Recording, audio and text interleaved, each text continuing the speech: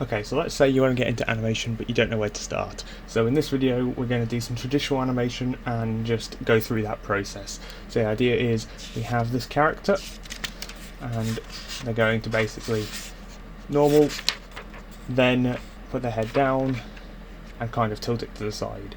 So let's just get started. So first thing is there's different types of frames. So what we have is a keyframe. So these are your key poses. So we need to make sure all of these are pretty well tied down. You can see I've just done a very quick sketch of what I want. It's not perfect, but we have a cleanup phase once everything is done to make everything a bit more tied down. So the main thing with this is I want to just tie down that pose because this is very rough. So very rough this is. So. But that's the idea. I've already drew these frames just because it takes a lot more. It takes a lot of time to go through and just get your keyframes right. So I have a light box here, meaning that I can see the frame before. So in this one, you see the arm is being risen up, but you see kind of the neck is changing. So I want to make sure that the images are consistent between each frame. Obviously the body parts are moving of the character, so you need to make sure that you have the movement that you want while still keeping on model. On model just means that you follow what the character actually looks like. The head kind of tilts to the one side. Sometimes you need to just take a step back and look at what you're doing. You can't see perfectly what I'm seeing, so if I turn off that light, you can kind of see like a ghost image. Now that's basically saying that's the light box actually lighting up. Obviously it's not good noise-wise in an image to have the lights turned off, but yeah, capturing it is difficult. Don't blame me. I am using a smudge guard on my hands, and that basically allows me to. Well, it's more for digital art, but I find that it helps me quickly sketch, because sometimes your hand can kind of get stuck to the page and then you start pulling your peg bar at the bottom across. So I just find it quite useful in that way. So there we are. So you see I've got numbers up here. Now each of these are obviously keyframes, so that's your key poses. Then you have extremes where you go past a point of motion. That's called an extreme frame. And then you have in-betweens and breakdowns. So breakdowns show more motion, so show how the motion progresses, and then in-betweens are to smooth it out.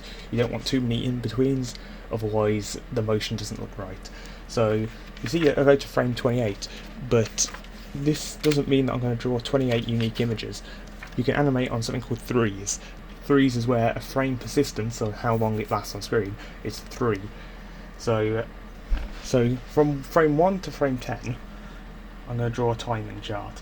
So what this is frame 1, this is frame 1, and we have frame 10. So in between that, we have a motion.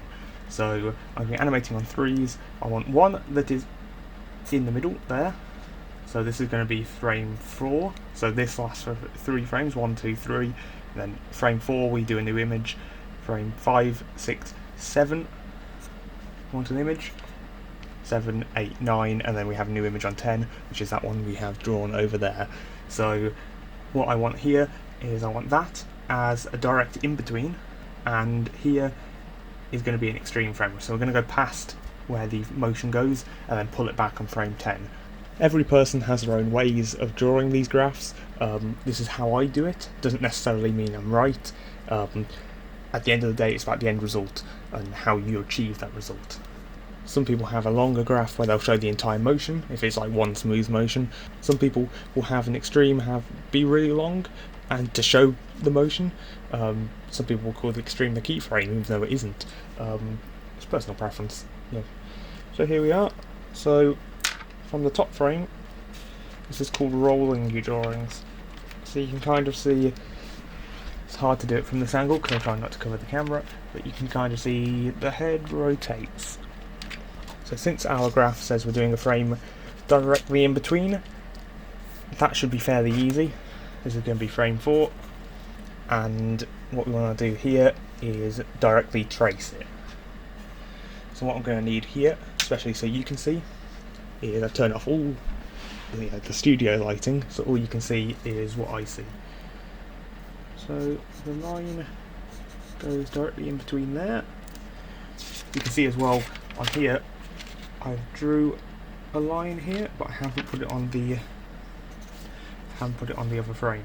So you need to make sure you're keeping consistent throughout. Oh. Okay, so we're going up. So that is that.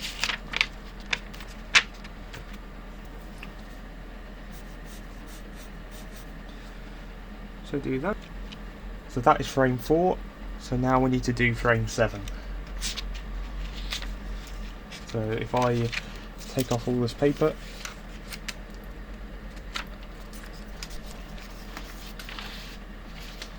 I'll keep on frame 4 and frame 10. Frame 10 is my reference. You can see I'm not circling some of these, so that circle ones, I mean, so if I've circled it, it means it's a keyframe. It just makes it a bit easier for me to understand. Now a lot of people will do the character details, beforehand, and then they'll go through and do it more specifically. But on here, I personally prefer to just do it, put the character details through after, because I can do a second pass of the animation then. So this is more of an extreme, so I'm going to put E there just so I know. So that's the first motion. That's the first motion done.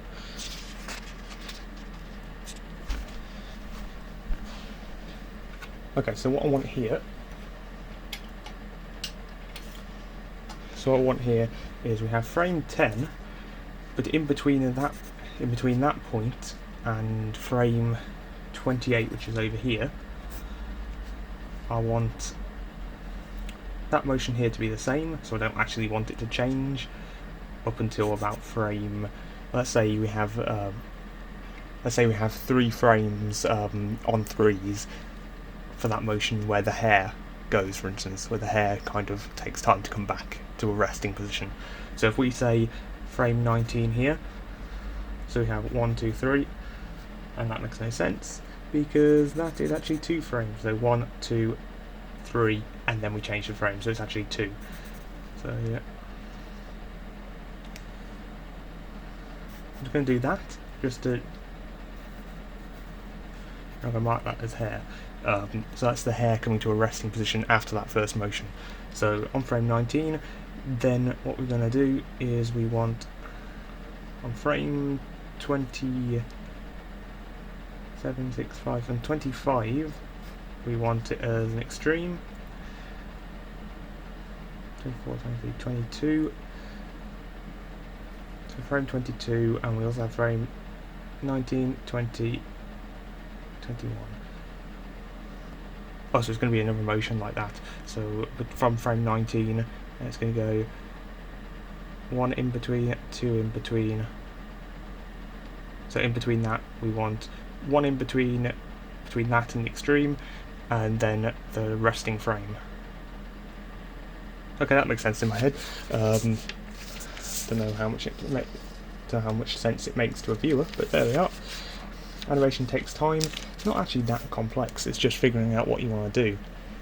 The more you do, the easier it'll be to go, okay, I want this motion. So this time around I'm going to do the extreme first. So this is going to be frame 25. If people are interested in this kind of video, I'll do more in this kind of style. It's definitely harder to record and takes a lot more storage space because I have to record 2 camera angles and record a long form video of me actually doing the thing. But if you like it, then I am happy to produce more. That's 25E, and then we'll do 22. Yeah, we'll do frame 22. So frame 10 is the same as frame 19. Frame 10 is the frame 10 is the same as frame 19 in our sketch, but it's not the same in terms of our final animation, because we're going to have, when we do all the character details we're going to put the hair and such on those frames. So this is going to be our frame 22.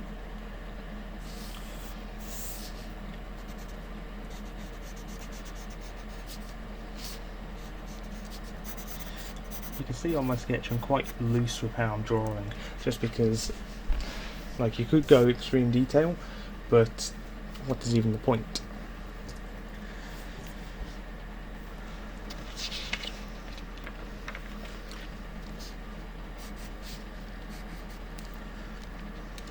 I'm going to try a trick here.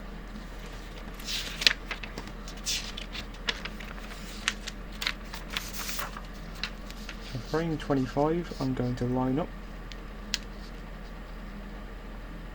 like that, and then this frame I'm going to line up about in between like that. So in software like Toon Boom Harmony, this is like shift and trace. So this is the equivalent of that. So if you've ever wondered what shift and trace is in Toon Boom Harmony, now you understand. It basically takes the frames and adjusts the position of them so you can then draw the in-between and put them back. So once you put them back, you can see it's perfectly in between, you can just clean it up. Okay, there we are. So as of now, this was the rough animation complete. So we've got the first motion up to the second motion. Then from frame 28 we'd have, let's actually mark this on frame 28. On frame 28 then we would have 29, 30, 31, 29, 28, 29, 30, 31, 32, 33, 34, 35, 36. 29, 30, 33, 36. So that's going to be for the hair motion. So that's again returning to resting position. So now, before we do anything, we should import this pencil test into a computer and go from there. And also I'm going to turn on a fan because it's absolutely boiling.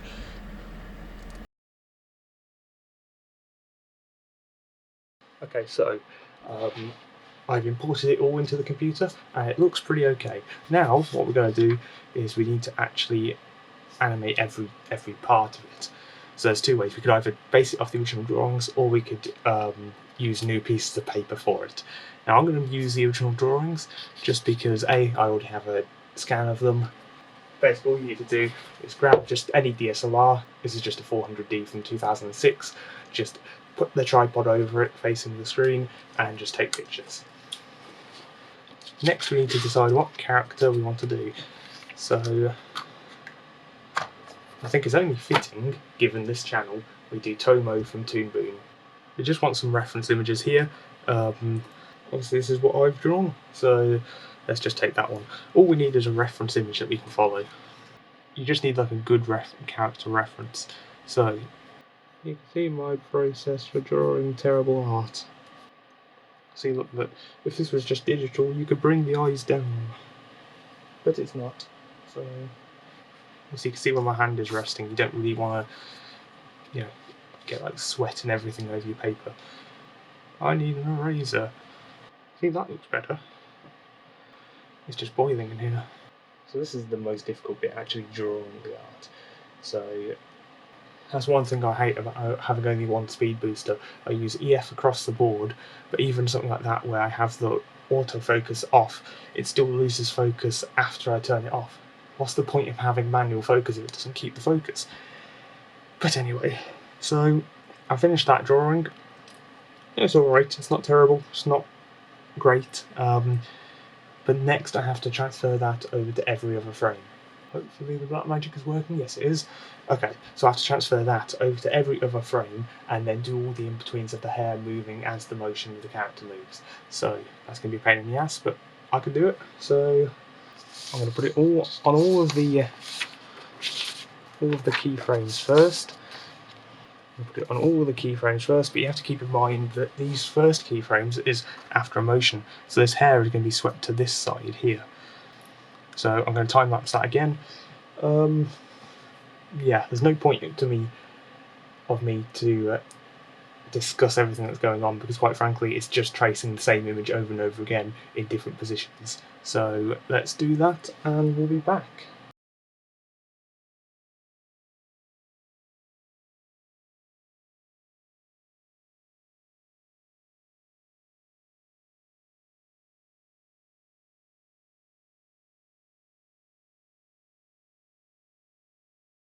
Again, it's just one of those things where it's like, why would the camera not keep the focus?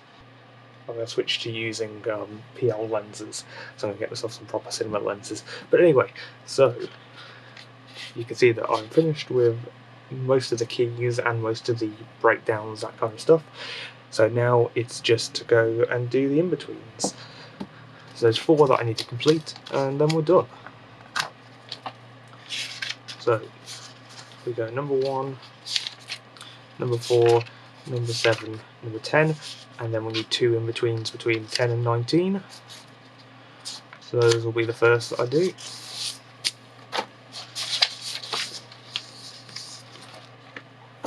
And 19. So it might be easier first to take a frame, because the only thing that I need to in between is the hair on that. 13 and 16. So, and I realised that Blackmagic isn't recording audio, so I'm going to be using this audio again, which is worse. What I keep doing, if you're wondering, is I keep putting it on time-lapse mode, because, you know, like an hour's worth of B-roll is a lot of footage. But the problem is, if you forget to turn it back off of time-lapse mode, then you lose all of that. You lose all your audio. You don't record audio in time-lapse mode. I prefer using the Blackmagic for audio, because the internal microphone, no matter what people tell you that it's only for scratch audio, it's actually pretty good. Like, it's actually usable for videos. As you can see, my pencil is starting to get a bit dull. I lost the pencil sharpener, so dull pencil it is. I really don't know how this is actually going to turn out, because normally I would do a bit more planning in terms of what I want to draw, what I want to do, but this has had no planning whatsoever. I literally just went and shot this video. There we are. That's all the bit I can do with that being in the same place as well.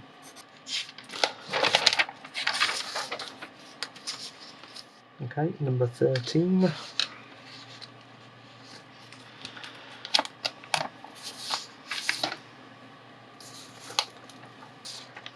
Then let's take number 19.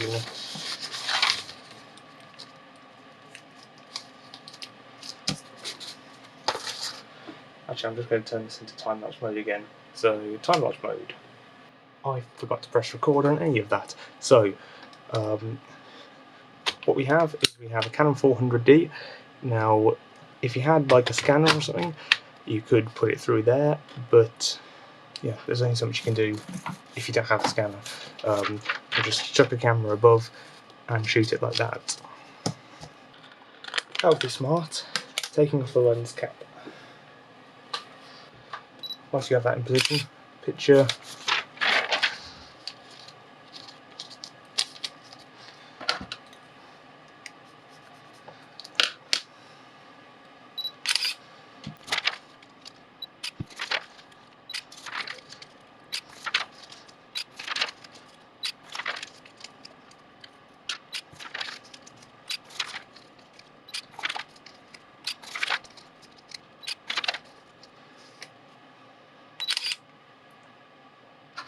Okay, so now that we're done, we go back to our computer.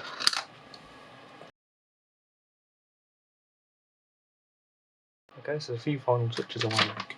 So after watching it through, I want frame 28.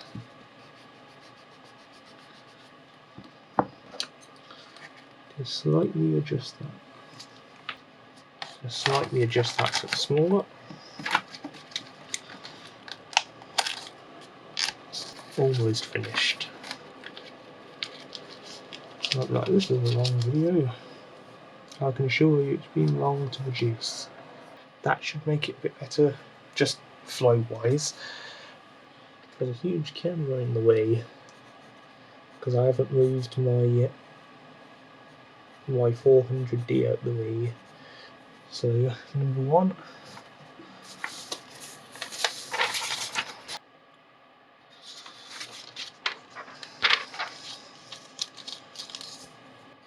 number three, and number four. So there, and then we get to re-import everything again. My favourite.